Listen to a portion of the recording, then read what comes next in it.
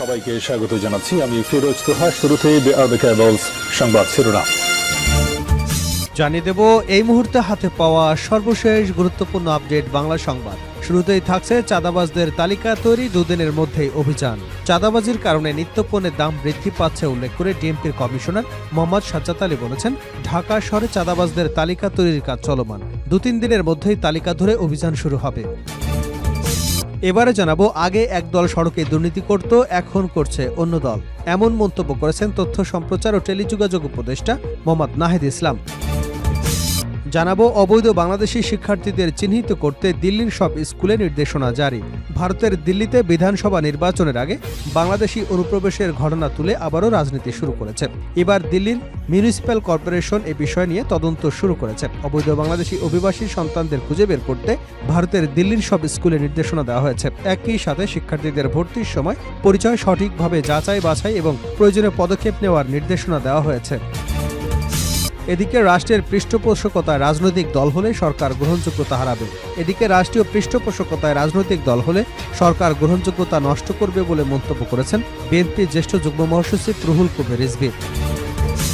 এবারে থাকছে স্বাধীনতা ও সার্বভৌমত্বের প্রশ্নে ঐক্যবদ্ধ থাকার তাগিদ। দীর্ঘদিনের রাজনৈতিক মামলায় কারান্তরীণ এবং স্বদেশে ফেরা নেতাকর্মীদের নিয়ে পুনর্মিলনী করেছে ঢাকা মহানগর দক্ষিণ বিএনপি নেতারা। সেই অনুষ্ঠানে দেশমাতৃকা এবং গণতন্ত্র পুনঃপ্রতিষ্ঠায় সবাইকে ঐক্যবদ্ধ থাকার তাগিদ দেন বিএনপির নির্বাহী কমিটির সদস্য ও মহানগর দক্ষিণ বিএনপির সাবেক ভারপ্রাপ্ত সদস্য সচিব হাবিবুর রশিদ হাবিব।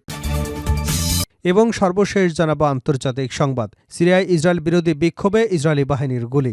সিরিয়ার দক্ষিণাঞ্চলের দেরা প্রদেশে মারিয়া গ্রামে ইসরায়েল বিরোধী বিক্ষোভকারীদের উপর গুলি চালিয়েছে ইসরায়েলি বাহিনী। এতে অন্তত একজন বিক্ষোভকারী আহত হয়েছেন। আহত ব্যক্তির নাম মাহের আল হুসাইন। স্থানীয় গণমাধ্যম জানিয়েছে, ইসরায়েলি বাহিনীর উপস্থিতির বিরুদ্ধে প্রতিবাদরত অবস্থায় আল হুসাইনের পায়ে গুলিবিদ্ধ হন।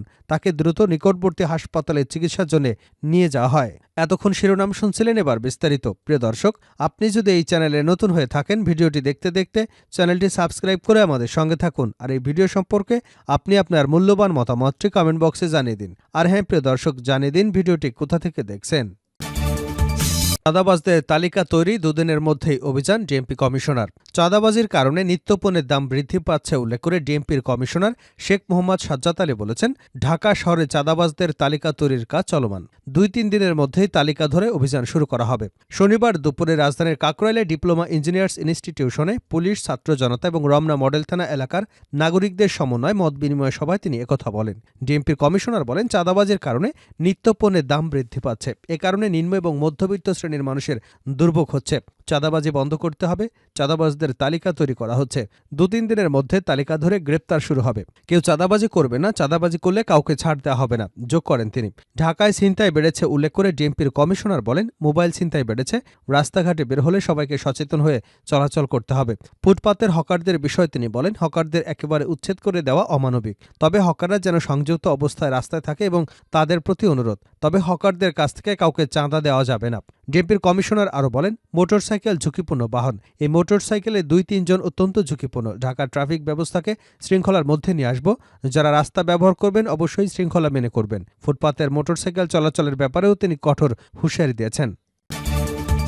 আগে একদল সড়কে দুর্নীতি করত, এখন করছে অন্য দল, উপদেষ্টা নাহিদ। সড়ক পরিবহন খাতে আগে একদল দুর্নীতি করত, এখন অন্য দল করছে বলে মন্তব্য করেছেন অন্তর্বর্তী সরকারের তথ্য সম্প্রচার ও টেলিযোগাযোগ উপদেষ্টা মোহাম্মদ নাহিদ ইসলাম। শনিবার রাজধানীর সার্কিট হাউস সংলগ্ন press institute Bangladesh road safety foundation কর্তৃক আয়োজিত সড়ক পরিবহন খাতে শৃঙ্খলা প্রতিষ্ঠার লক্ষ্যে প্রাতিষ্ঠানিক ব্যবস্থাপনা এবং কাঠামোগত সংস্কারের বিষয়ে জাতীয় সংলাপে তিনি মন্তব্য করেন। দিনব্যাপী এ সংলাপে সড়ক সংশ্লিষ্ট বিভিন্ন সরকারি সংস্থা, পরিবহন সেক্টরের অংশীজনরাও উপস্থিত ছিলেন। উপদেষ্টা নাহিদ বলেন, বুয়েটের একজন মারা গেল। একটা ধারণা যে সমাজের উচ্চ পর্যায়ের সঙ্গে যারা আছেন তাদের বিচার হয় না, জবাবদিহিতা হয় না। এখানে সাধারণ মানুষের জীবনটা আসলেই যায়। এই চিত্র আমাদের সমাজের আছে, এটা পরিবর্তন করা দরকার। সবাইকে বিচারের আওতায় আনা দরকার। এখানে কাঠামোগত সংস্কার প্রয়োজন। উন্নয়ন নীতিতে মৌলিক পরিবর্তন আনতে হবে। নাহিদ বলেন, এখন রাস্তায় বের হয়ে মানুষ মারা গেলে সেটাকে অবকাঠামোগত হত্যাকাণ্ড বলা হচ্ছে, কারণ এটা প্রাতিষ্ঠানিক দুর্বলতার কারণে হচ্ছে। এমন একটা ব্যবস্থা তৈরি রাখা হয়েছে, রাস্তায় মানুষ বের হলে মানুষ মারা যেতে পারে। এখানে ব্যবস্থাপনাতেই সমস্যা রয়েছে। যে ধরনের প্রতিষ্ঠান সড়কে নিরাপত্তা দিতে পারে সেটিই তৈরি হয়নি। পরিবহন সেক্টরে দুর্নীতি চলমান আছে উল্লেখ করে তিনি বলেন, আগের দল দুর্নীতির সঙ্গে জড়িত ছিল, আবার এখন আরেক দল করছে। এই দুর্নীতি বন্ধ করতে হবে। এখানে রাজনৈতিক দলগুলোর ভূমিকা প্রয়োজন, কারণ রাজনৈতিক কর্মীরাই এগুলোতে জড়িত। অবৈধ বাংলাদেশি শিক্ষার্থীদের চিহ্নিত করতে দিল্লির সব স্কুলে নির্দেশনা জারি। ভারতের দিল্লিতে বিধানসভা নির্বাচনের আগে বাংলাদেশি অনুপ্রবেশের ঘটনা তুলে আবারও রাজনীতি শুরু। এবার দিল্লির মিউনিসিপ্যাল কর্পোরেশন এ বিষয়ে তদন্ত শুরু করেছে। অবৈধ বাংলাদেশি অভিবাসীদের সন্তানদের খুঁজে বের করতে ভারতের দিল্লির সব স্কুলকে নির্দেশনা দেওয়া হয়েছে। একই সাথে শিক্ষার্থীদের ভর্তির সময় পরিচয় সঠিকভাবে যাচাই বাছাই এবং প্রয়োজনীয় পদক্ষেপ নেবারও পরামর্শ দেওয়া হয়েছে।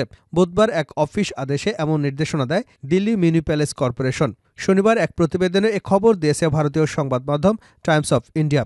এর আগে গত 12 ডিসেম্বর প্রধান সচিব জেএনসিটিডির সভাপতিত্বে একটি ভার্চুয়াল বৈঠকের সময় এই নির্দেশনাবলী আলোচনা করা হয়। এমসিডি কর্পোরেশনের সাথে অতিরিক্ত কমিশনার এবং ডেপুটি কমিশনার প্রতিনিধিত্ব করেন। সিদ্ধান্ত অনুসারে সংশ্লিষ্ট বিভাগীয় প্রধান এবং জোনাল কর্তৃপক্ষকে প্রতিরোধমূলক ব্যবস্থা। এছাড়া সংবাদ মাধ্যম ডেকান হেরাল্ডের আরেক প্রতিবেদনে বলা হয়েছে, বাংলাদেশ থেকে আসা কোনো অবৈধ অভিবাসীকে জন্মসনদ না দেওয়ার জন্য ভারতের জনস্বাস্থ্য বিভাগকে নির্দেশনা দেওয়া হয়েছে। রাষ্ট্রের পৃষ্ঠপোষকতায় রাজনৈতিক দল হলে সরকার গ্রহণযোগ্যতা হারাবে, রিজভী। রাষ্ট্রীয় পৃষ্ঠপোষকতায় রাজনৈতিক দল হলে সরকারের গ্রহণযোগ্যতা নষ্ট হবে বলে মন্তব্য করেছেন বিএনপির জ্যেষ্ঠ যুগ্ম মহাসচিব অ্যাডভোকেট রুহুল কবির রিজভী। রাজধানীর মোহাম্মদপুরের কাটাসুর এলাকায় আমরা বিএনপি পরিবার আয়োজিত এক অনুষ্ঠানে একথা বলেন তিনি। রিজভী বলেন, আমরা খবরের কাগজে দেখেছি জাতীয় নাগরিক কমিটি নামে একটি রাজনৈতিক দল করা হচ্ছে। ভালো কথা, গণতন্ত্রের পথে যখন আমরা হেঁটে যাচ্ছি, যে কোনো রাজনৈতিক দল করতে পারে।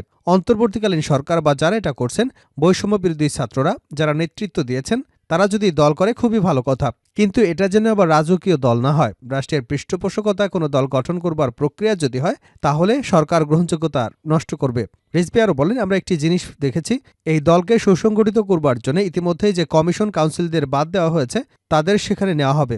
এমন কথা হচ্ছে, আওয়ামী লীগের আমলে শেষ যে কাউন্সিলর বা পৌর নির্বাচন, মেয়র নির্বাচন হয়েছে, যারা কাউন্সিলর নির্বাচিত হয়েছেন তারা তো অধিকাংশই ক্রিমিনাল। জুলাই আগস্ট বিপ্লবে যারা রিভলভার, চাকু, ধারালো অস্ত্র নিয়ে ছাত্রদের আক্রমণ করেছে, তাদের গুলিতে অনেকেই মারা গেছে। তারা যদি কোনো দলের অস্তিত্বে নির্ণায়ক হয়, তাহলে খারাপ বার্তা যাবে জনগণের কাছে। শেষ করছে আন্তর্জাতিক সংবাদ দিয়ে। সিরিয়ায় ইসরায়েল বিরোধী বিক্ষোভে ইসরায়েলি বাহিনীর গুলি। সিরিয়ার দক্ষিণাঞ্চলের দেরা প্রদেশে মা আরিয়া গ্রামে ইসরায়েল বিরোধী বিক্ষোভকারীদের উপর গুলি চালিয়েছে ইসরায়েলি বাহিনী। এতে অন্তত একজন বিক্ষোভকারী আহত হয়েছেন। আহত ব্যক্তির নাম মাহের আল হুসাইন। স্থানীয় গণমাধ্যম জানিয়েছে, ইসরায়েলি বাহিনীর উপস্থিতির বিরুদ্ধে প্রতিবাদরত অবস্থায় আল হুসাইন পায়ে গুলিবিদ্ধ হন। তাকে দ্রুত নিকটবর্তী হাসপাতালে চিকিৎসার জন্য নিয়ে যাওয়া হয়। ইসরায়েলি বাহিনী দাবি করছে, বিক্ষোভকারীদের তাদের অবস্থান থেকে দূরে থাকার নির্দেশনা দেওয়া হয়েছিল। এক পর্যায়ে পরিস্থিতি হুমকিপূর্ণ হয়ে উঠলে নিয়ম মেনে তারা ব্যবস্থা নেয়। সেনাবাহিনীর এক বিবৃতিতে বলা হয়েছে, বিক্ষোভ চলাকালে একটি হুমকি শনাক্ত করে আমরা প্রয়োজনীয় পদক্ষেপ নিয়েছি। এতে একজন বিক্ষোভকারী আহত হয়েছেন। লন্ডন ভিত্তিক পর্যবেক্ষক সংস্থা Syrian observatory for human rights জানিয়েছে, ইসরায়েলি সেনারা আল জাজিরিয়া ব্যারাক থেকে সরাসরি বিক্ষোভকারীদের লক্ষ্য করে গুলি চালিয়েছে। গোলান মালভূমি নিয়ন্ত্রণ নিয়ে সিরিয়ার সঙ্গে ইসরায়েলি দীর্ঘদিনের উত্তেজনা বিদ্যমান।